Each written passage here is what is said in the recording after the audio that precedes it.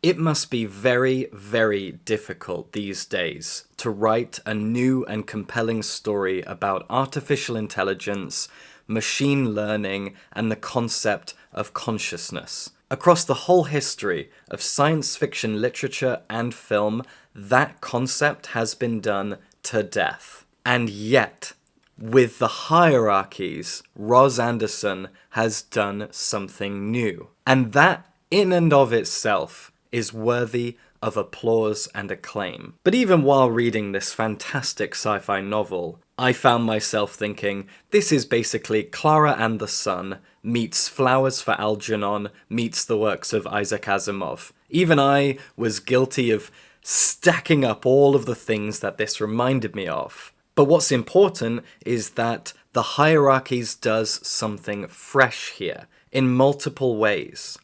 And I really want to talk about it. The Hierarchies is set in a near-future world, the politics and society of which we only learn so much about. And our protagonist, Sylvie, is a sex robot.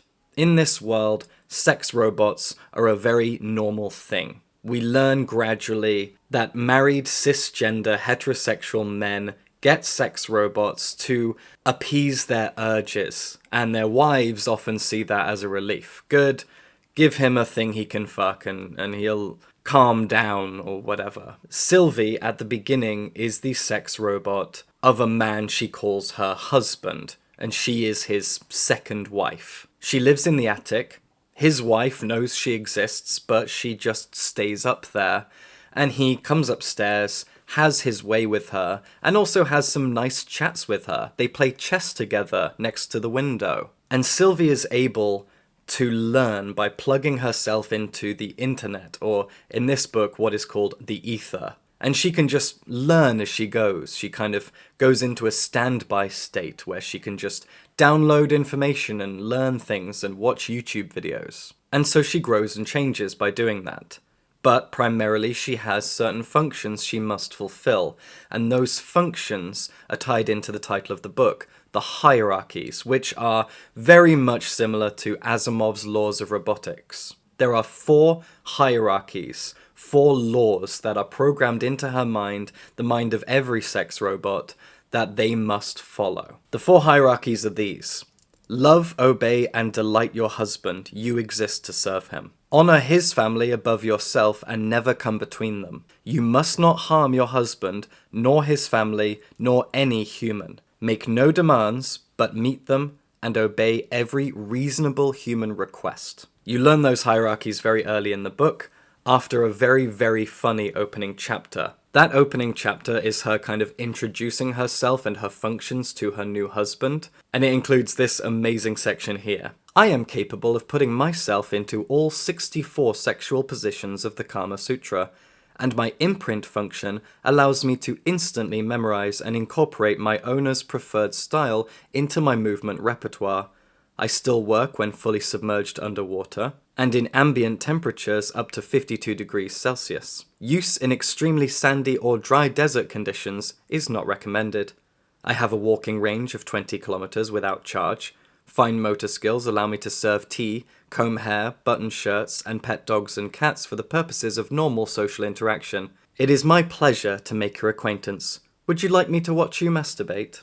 That is an amazing end to a short first chapter. So what we have here is a robot girl who is designed for an express purpose, who is capable of learning, but mostly in service to that purpose. She exists for the pleasure of men, and she lives in a world where her existence and the existence of other robots like her is ordinary. Now, there's something very progressive in that, obviously, the idea of removing taboos from sexual toys, and sexual needs and pleasures and kinks, etc. That's all great.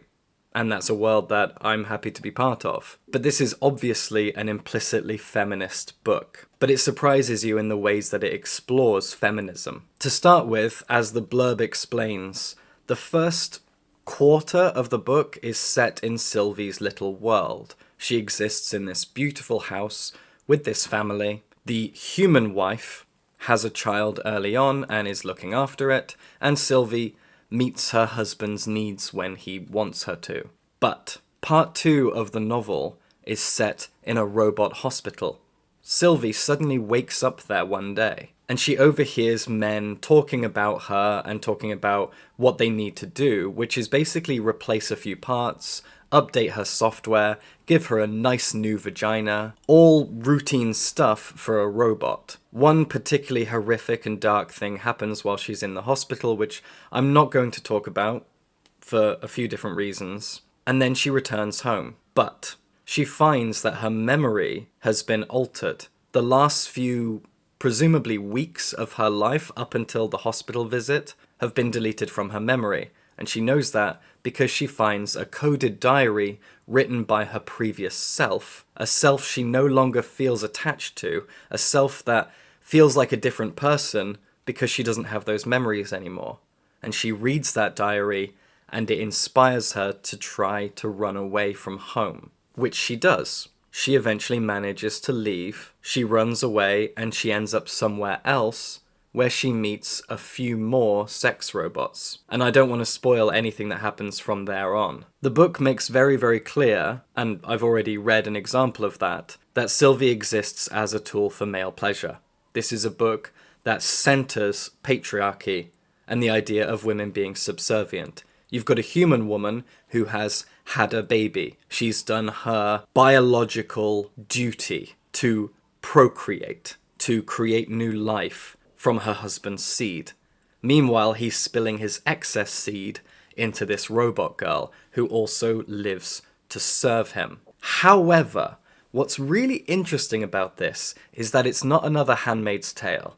This is not another angry feminist book where patriarchy is at the top, men are at the top, and all women serve men. This is far more nuanced and subtle than that, because the human women have agency. This is a world of equality, kind of. And in an early chapter, the wife talks to Sylvie about how she is supposed to just stay up there and satisfy her stupid husband so that she can get on with raising the kid that she wanted, that she has, and she is showing agency. This is very much a new wave kind of feminist book, because it's pulling apart the ways in which some modern women actually reinforce patriarchy by looking down on sex workers or women who are lower than them, and that includes trans people like myself. There is a group in this book called bio women.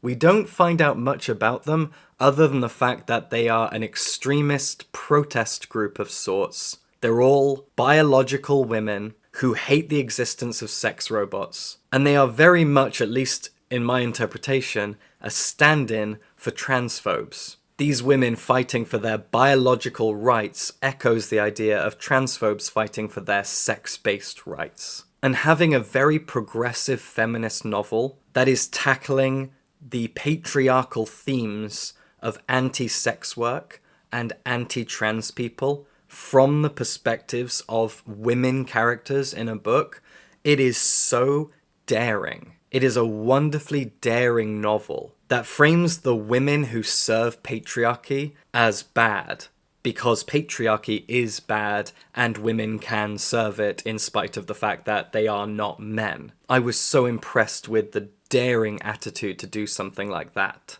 And then you've got Sylvie herself, someone who grows as the novel goes on. And I said right at the beginning that this does the concept of AI and machine learning differently, and I need to talk about something that I'm going to try not to spoil by being vague here in order to explain my point. Sylvie, as I said, is hooked up to the internet, the ether, and she learns.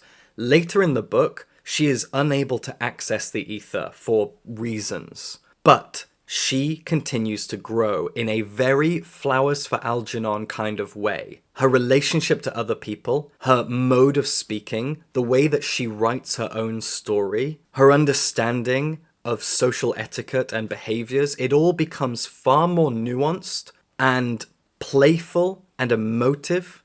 She becomes more human in spite of the fact that she can no longer access the internet and do her rigid rote learning. She learns through socialization. Is that a word? Probably. She learns by socializing. She learns by doing. She learns by living and experiencing. She learns by doing her work, by being subservient, by making friends, by experiencing the good and bad, the light and the dark sides of life itself, by living rather than spending all of her time on the internet. It's a pretty on-the-nose metaphor for the fact that we will learn more by having community on our sides, by going out into the wide world, by traveling, by learning, by meeting new people, rather than spending all of our time on the internet. Sylvie doesn't learn much when she's plugged into the ether. She learns a lot and she grows and develops as a person when she socializes, when she meets other people, when she experiences life. And I find that a very unique approach to the idea of learning and developing and growing, and I was so impressed by it. So this is a book that explores patriarchy and feminism in very new progressive ways, and also one that explores machine learning in new and progressive ways, and I was stunned by it. This is a book that really doesn't focus on men, in spite of the fact that her existence is to serve men. Men in this book are kind of sidelined as byproducts of patriarchy, and instead it focuses on the women who serve patriarchy. And I was so impressed by that. That's a daring move, and I love it. It pokes at patriarchy in a new way, in a much more confident and courageous way, I would argue, all the while exploring consciousness in new ways as well. This takes science fiction and creates something wholly new, and it also takes feminism and creates something wholly new, and I am blown away by the power of the Hierarchies. Please, please check this book out if you love sci-fi and feminist literature, and subscribe for books.